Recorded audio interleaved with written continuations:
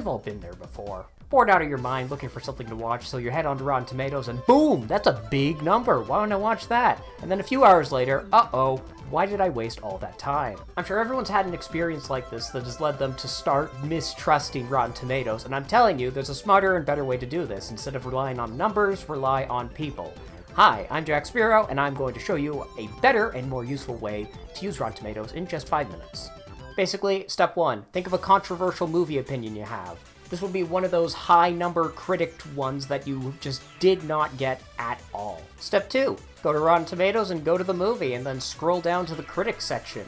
Step 3, select the Rotten reviews to see which critics had the same opinion as you. And finally, step 4, you're going to want to go through profile by profile and look at these critics and their opinions of movies. The ideal scenario would be finding a critic that has the exact same movie taste as you.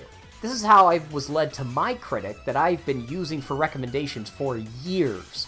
Roger Moore. No, not the James Bond guy. This guy. That's him.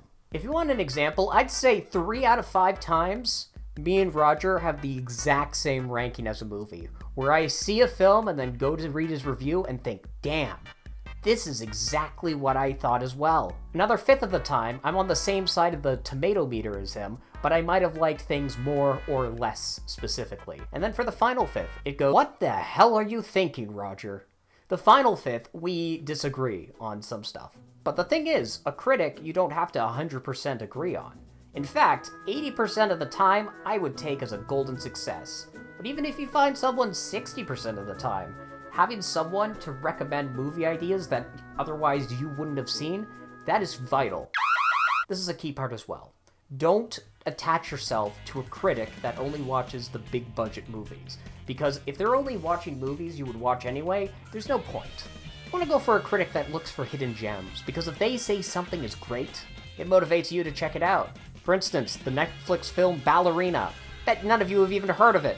Roger Moore gave it a 3 out of 4. I watched it, and it's one of my favorite movies this year. This is where a critic is highly useful, finding those diamonds in the rough so you won't have to waste hours of your time taking a chance on what might be a movie you think will turn out to be garbage. So, look over those profiles, find one you agree with.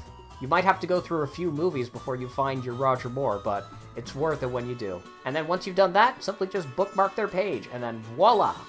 Instant movie recommendations, 1,000,000 times more trustworthy than a Rotten Tomatoes number. Thank you for watching, and thank you, Roger Moore, for all the great movie recommendations over the years. I hope the Orlando Sentinel raises your pay grade so you can afford more pixels on your profile picture. Alright, bye-bye.